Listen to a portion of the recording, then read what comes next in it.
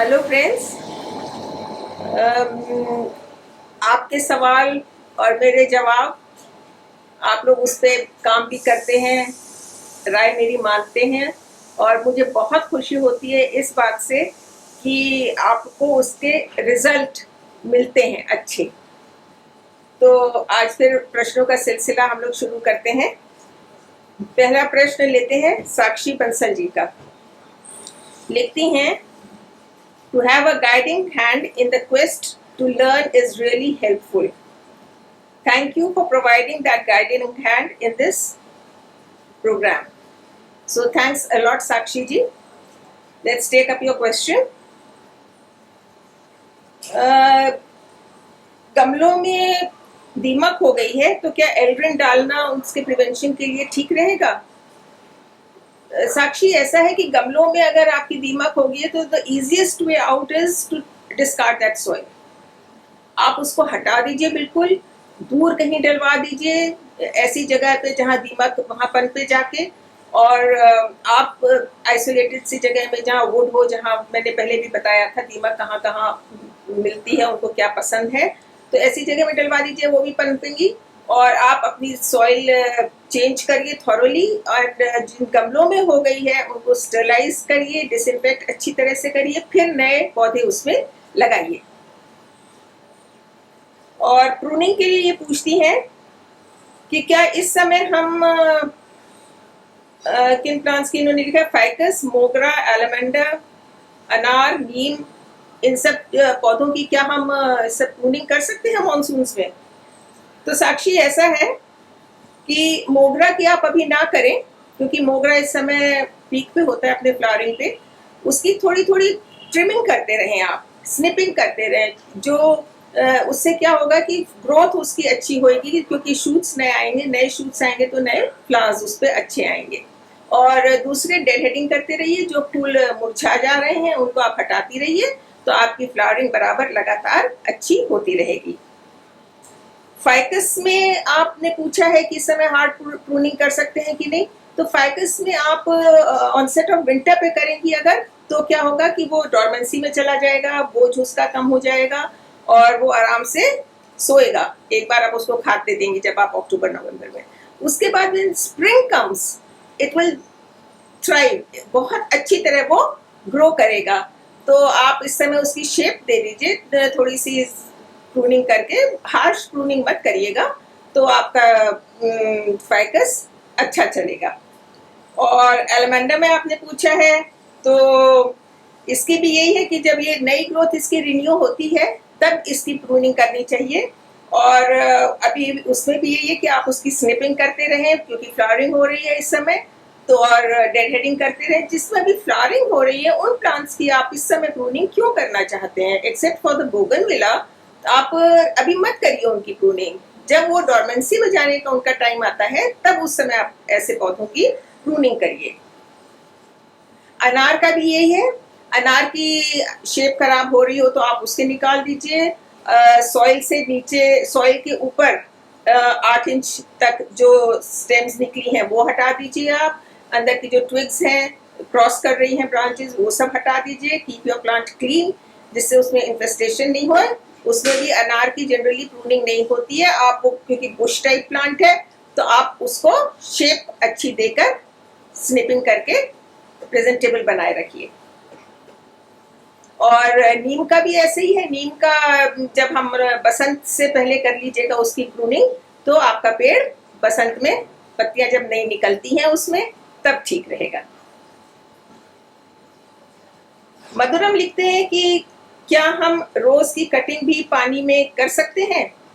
जी हाँ, बिल्कुल कर सकते हैं, but for that you will have to keep some patience. आपको थोड़ा सब्र रखना पड़ेगा, क्योंकि पानी में रोज की कटिंग में फुटाव देर से आते हैं।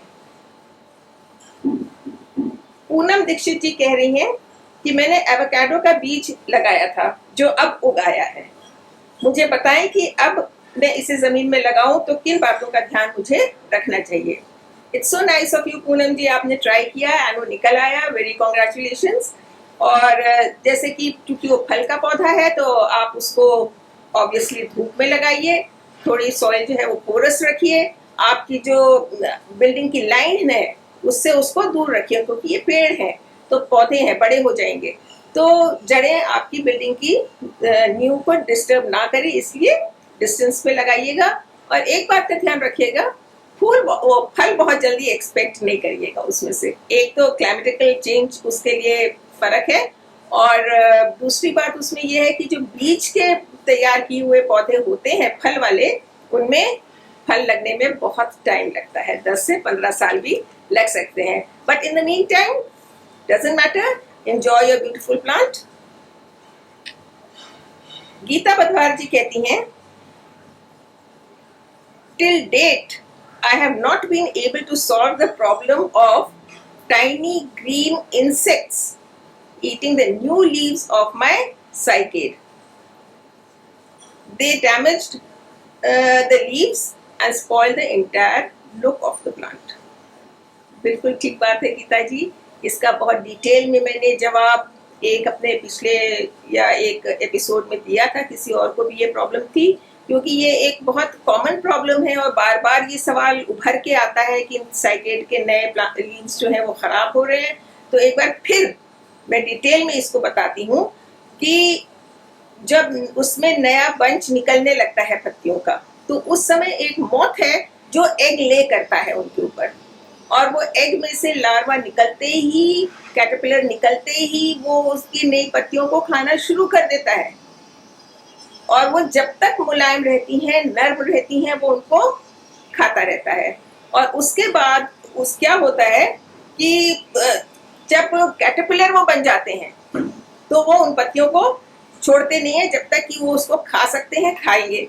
उसके बाद क्या होता है, वो पत्तियां ग्रेजुअली जब बढ़ने लगती हैं तो आप देखेंगे उसके पत्ते कटे कटे होते हैं, और साइड्स जो उसकी हैं बाहर की तरफ हैं वो straw type yellow whitish brown इस तरह की दिखने लगती हैं, जो वाकई आपने ठीक बोला, बहुत खराब सी साइट लगती है। इतना अच्छा पेड़ है साइकेड का, लेकिन because of this problem all the look is spoiled. तो क्या होता है कि जो साइकस है वो अपने आपने उसका रख रखाव कैसा किया है उसके ऊपर वो साल में 2-3 बार नई पत्तियां निकालता है। तो अब इसके लिए अब आपको क्या करना है, एक दवा है, उसको आप देखिए, उसका नाम है कॉन्फिडोर, CONFIDOR, कॉन्फिडोर। ये टेबलेट्स हैं, आप लाइए बाजार से और इनको सॉइल में 4-5 जगह दबा दीजिए। ये स्लो रिलीज है, लेकिन क्या होगा, इसका असर आपको 2 महीने में देखने को मिलेगा। ये सिस्टम में चली जाएगी, सिस्टमैटिक दवा है, सिस्टम में चली जाएगी। तो उससे जो जब इस सिस्टम में जाएगी तो जब मौत उस पे लार्वा एग ले करेगा और उसमें से कैटरपिलर्स निकलेंगे, then they will not survive, क्योंकि ये उनके सिस्टम में चली गई है, पत्तियां उनको पसंद नहीं आएंगी। तो एक तो आप ये कर सकती हैं। दूसरा, आप अगर मान लीजिए चूक के नहीं मिली आपको, ये टेबलेट नहीं मिली है, तो आप इसी की लिक्विड फॉर्म में दवा आती है वो लेके आइए और उसको बराबर तब तक डालते रहिए हफ्ते में एक बार, जब तक कि आपकी लीव्स मैच्योर ना हो जाए, सही से ना बैठ जाए, तब तक आप उस दवा का उसमें इस्तेमाल करते रहिए। और आपने फिर भी अगर मिस कर दिया है और उसमें कैटरपिलर निकल आए, मान लीजिए मैं सारे आपको तरीके बता रही हूँ गीता जी, तब आप एक दवा है कार्बेरल,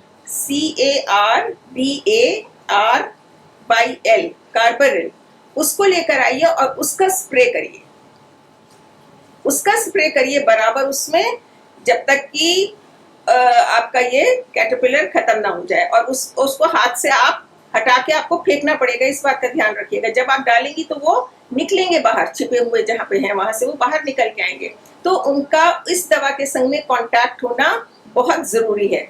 जब वो कांटेक्ट होंगे, मरेंगे, तब आपको उन्हें हटाना पड़ेगा। किसी भी ऑर्गेनिक स्प्रे से अब ये ट्रीटमेंट नहीं हो सकता, कंट्रोल नहीं हो सकती, ये जो प्रॉब्लम साइकेड में आ जाती है। तो keep a watch, don't miss a cycle.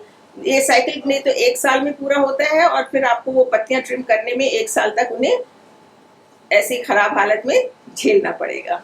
So all the best, try these 2 medicines on your plants and keep a watch on your cycle. Ranjana Jha ji का प्रश्न है कि फलदार पौधे जो बड़े गमले में लगे होते हैं उन्हें भी रिपोर्ट करना चाहिए, यदि हाँ तो कितने अंतराल पे? रंजना जी, ऐसा है कि गमलों में लगे पौधों को रिपोर्टिंग जरूर होनी चाहिए, क्योंकि जब वो बढ़ जाते हैं तो पॉट बाउंड हो जाते हैं, मिट्टी उसमें कम रह जाती है, जड़ें भर जाती हैं, ग्रोथ रुक जाती है उनकी। और ओवर द टाइम पीरियड जब हम पौधों में पानी डालते हैं तो उसके संग में जितने भी न्यूट्रिएंट्स हैं वो ग्रेजुअली निकलते रहते हैं, पानी के साथ बाहर जाते रहते हैं, तो हमको उन्हें रिप्लेनिश करना पड़ता है। तो इस बात का ध्यान रखिए, जब जड़ें मान लीजिए गमले के नीचे जो सुराख होता है उसमें से बाहर निकल रही हैं, या गमले के साइड साइड से वो अब भरने लग गया है जड़ों से, देन आप समझ जाइए कि ये टाइम है कि जब आपको उस पौधे की रिपोर्टिंग करनी है। तब आप उसकी प्रॉपर रिपोर्टिंग कर लीजिए और अच्छी सी उसमें ऑर्गेनिक मेन्योर डाल के, क्योंकि फलदार पौधे हैं, ऑर्गेनिक मेन्योर सबसे अच्छी रहती है, तो वो डाल के और इंजॉय करिए उसको, बढ़वार उसकी देखिए। अगला प्रश्न हम लेते हैं भारती मल्होत्रा जी का। पूछ रही है क्या हम अनार के स्टेम से पूछ रही है कि क्या हम अनार की स्टेम कटिंग कर सकते हैं, लगा सकते हैं उसकी? जी बिल्कुल लगा सकती है अनार की स्टेम कटिंग, कोई प्रॉब्लम नहीं होगी। जैसे मैंने पिछले आपको स्टेम कटिंग का एपिसोड दिखाया था, उसमें पेंसिल थिकनेस की कटिंग होनी चाहिए, सॉइल वगैरह मैंने डिटेल में उसमें बताया ही था, आप वो एपिसोड देख लीजिए, अनार की कटिंग लगाइए आप।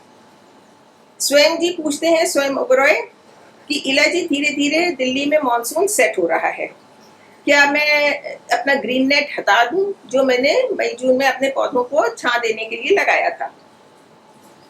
तो स्वयं जी बिल्कुल हटाना चाहें तो हटा दें आप, डिपेंड करता है कि वो किस इंटेंसिटी का था, कितनी उसकी प्रोपोर्शन क्या थी, 56-40 था, 60-40 था, क्या था। वैसे एक बात मैं बताऊं आपको ऑनेस्टली, जो मेरे ग्रीन्स के ऊपर लगे हैं, जिनको आप हाउस प्लांट्स बोलते हैं, उनके ऊपर जो मेरे ग्रीन नेट लगे हैं उनको मैं जनरली नहीं हटाती हूँ।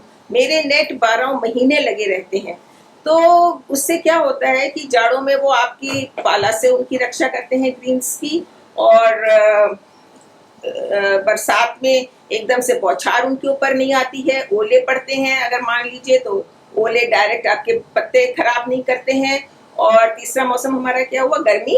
गर्मी में तो ऑब्वियसली छां तो वो देते ही देते हैं।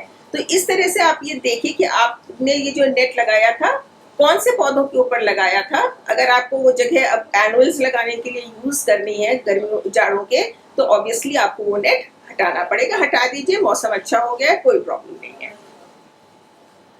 और इनका एक और प्रश्न है कि मेरी मधुमालती 2 साल से 6 इंच के गमले में है, उसमें सिर्फ पत्ते हैं, फूल नहीं आते हैं। तो स्वयं जी किसी भी फूल के पौधे में 6 इंच के गमले में फूल नहीं आएंगे।